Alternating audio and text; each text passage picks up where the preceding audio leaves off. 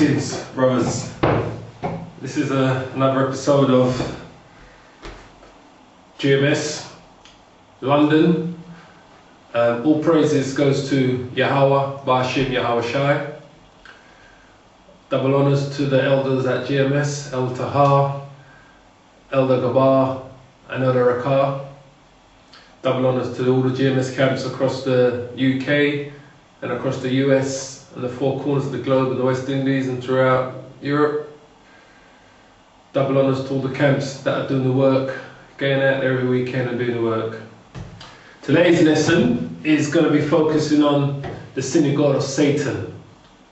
And I'm sure we all know who the Synagogue of Satan is, but I'm just going to go through some facts today to show you how these devils, these gutter rats, ended up in our homeland, how they ended up sharing it with those rapheads, those Arabs, who's not their homeland either, those so-called Palestinians, and how the prophecies in the scriptures prove this and tells us why the Lord put them there until the last days.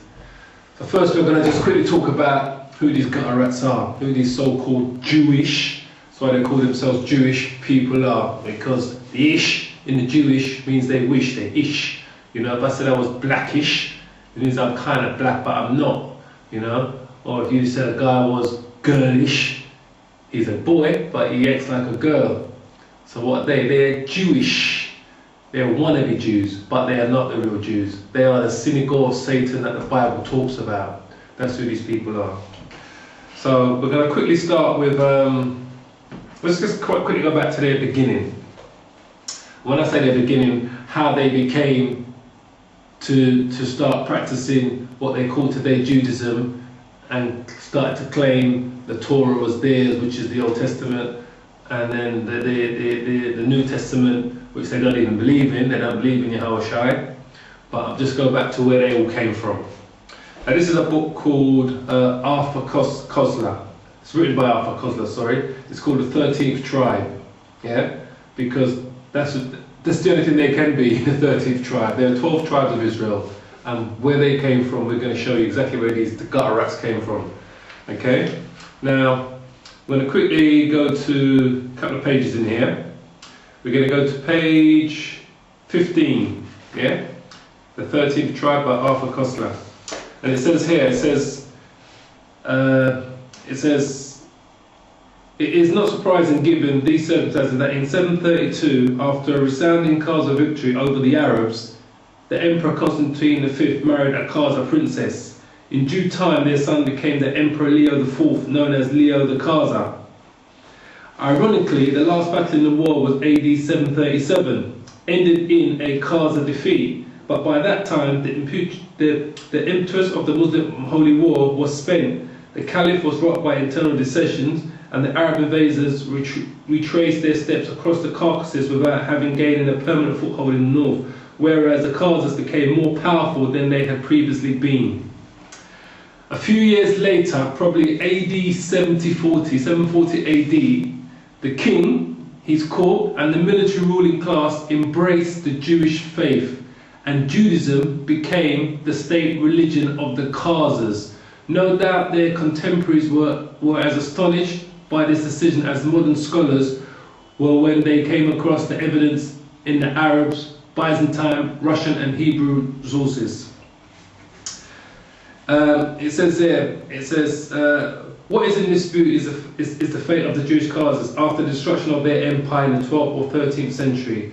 On this problem, the sources are scant, but various late medieval Khazar settlements are mentioned in the Crimea, in the Ukraine, in Hungary, Poland, Lithuania. The general picture that emerges from the fragmented piece of the information is of a migration of Khazar tribes and communities into those regions of Eastern Europe, mainly Russia and Poland, where at the dawn of the modern age the greatest concentration of Jews were found. This has led several historians to conjecture that a substantial part, and perhaps a majority of Eastern Jews, and hence of world Jewry, might be of Khazar and not of Semitic origin. Not of Semitic, because you have to be of Semitic origin for you to be an Israelite. The far-reaching implication of this hypothesis may explain the great caution exercised by historians in approaching this subject if they do not avoid it altogether.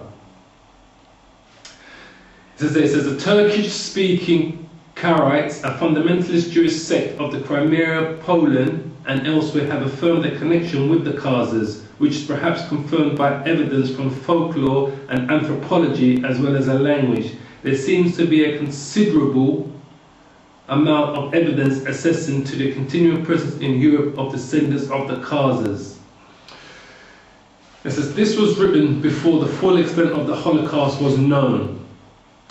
But that does not alter the fact that the large majority of surviving Jews in the world is of Eastern European and thus perhaps mainly of Khazar origin. If so, this would mean that their ancestors came not from the Jordan but from the Volga, and not from Canaan but from the Caucasus. Caucasus, once believed to be the cradle of the Aryan race, and that genetically they are more closely related to the Hun, the Igu, the Magyar tribe, than to be the seed of Abraham, Isaac and Jacob. Should this out to be the case, then the term anti-Semitism would become void of meaning based on a misapprehension shared by both the killers and their victims. The story of the Khazar Empire as it is slowly emerges from the past begins to look like most cruel hoax which history has ever perpetrated. And that's what it is, the most cruel hoax that history has ever perpetrated. These Khazars, they come from Eastern Europe. They come from the places that we know today as Poland, Hungary, Russia, you've got Croatia, Yugoslavia over that side, going right over into parts of Turkey. That's where they come from. They come from the Caucasus Mountains, these so-called Guttarat Jews that you see living in Israel today. Not a single one of them is an Israelite or a descendant of the 12 tribes or a descendant of Jacob. They are all descendants of Jacob's brother Esau. That's where they come from. They are the original Edomites, these Jews that you see in the land. And this is written by, this is a Jewish scholar, Arthur Kostler, the 13th tribe. This is a Jewish scholar that's telling you that who these people are that are living in Israel today. He says, once we quickly read it again, says, this was written before the full extent of the Holocaust was known, but that does not alter the fact that the large majority of surviving Jews in the world is of Eastern European, and thus perhaps mainly of Khazar origin. If so, this would mean that their ancestors came not from the Jordan, but from the Volga, and not from Canaan, which is what we know today as modern-day Israel, but from the Caucasus, which are the Caucasus Mountains, in Eastern Europe. But runs all the way through Ukraine, Russia, Poland, Hungary, all through those Eastern European states that are more closely related to the Hun, the Igu, the Magyar tribe, than to the seed of Abraham, Isaac and Jacob. Should this turn out to be the case, then the term anti-Semitism would become void of meaning based on a misapprehension shared by both the killers and their victims. The story of the Khazar Empire as it is slowly emerges from the past begins to look like the most cruel hoax which history has ever perpetrated. And that's what it is, the most cruel hoax that history has ever perpetrated. Alright, so just to show you that this is where they come from, they're Eastern Europeans. These people that you see living in our homeland today. None of them are descendants of Jacob, Isaac or Abraham. Now, just quickly go to the it says, thus the term Turk, the word Turk, in this sense in which it was used by medieval writers, often also by modern ethnologists, refers primarily to the language and not to the race. In this sense, the Huns and Khazars were Turkic people. The Khazar language was supposedly a Slavish dialect of Turkish, which still survives in the autonomous Slavish Soviet Republic between the Volga and the Sura. All we can say with safety is that the Khazars were a Turkic tribe who erupted from the Asian steppes probably in the 5th century of our era. That's 500 AD. The origin of the name Khaza and the modern derivations of which it gives rise has also been the subject of much ingenious speculation. Most likely the word is derived from the Turkish root gaz, to wander, and simply means nomad, because that's what they were. They were fucking nomads that were wandering everywhere. They were warmongers, these people. It mentions the Khazars in a list of people who inhabited the region of the Caucasus. Other sources indicate that they were already much in evidence a century earlier and immediately connected with the Huns. In AD 448 AD, the Byzantine Emperor Theodosius II sent an embassy, an ambassador to Attila, which included a famed rhetorician by name of Prisus. He kept a minute's account not only of the diplomatic negotiations but also of the court intrigues and goings-on in Attila's sumptuous banqueting hall. He was in fact the perfect gossip columnist and is still one of the main sources of information about Hun customs and habits. But Prisus also has anecdotes to tell about a people subject to the Huns, whom he called the Akatzers. That is very likely the Khazars or white Khazars, as distinct from the black Kara Khazars. The Byzantine Emperor Prisus tells us tried to win this warrior race over to his side, but the greedy Khazar chieftain named Karidak considered the bribe offered to him inadequate and sided with the Huns. So you tell me about these white Khazars. Prisus Chronicle confirms that the Khazars appeared on the European scene about the middle of the 5th century as a people under the Hunnish sovereignty, and may be regarded together with the Magyars and other tribes as a later offspring of Attila's horde.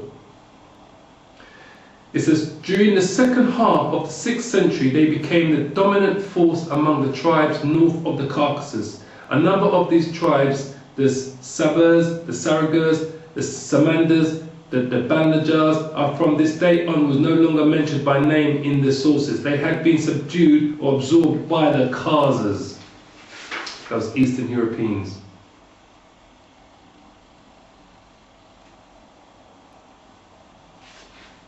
It says the first Turkish state, if one may call it, that lasted for a century and then fell apart, leaving hardly any trace. However, it was only after the establishment of the kingdom that the name Turk was used to apply to a specific nation, as distinct from the other Turkic-speaking peoples like the Khazars and the Bulgars. The Khazars had been under Hun tutelage, then under Turkish tutelage.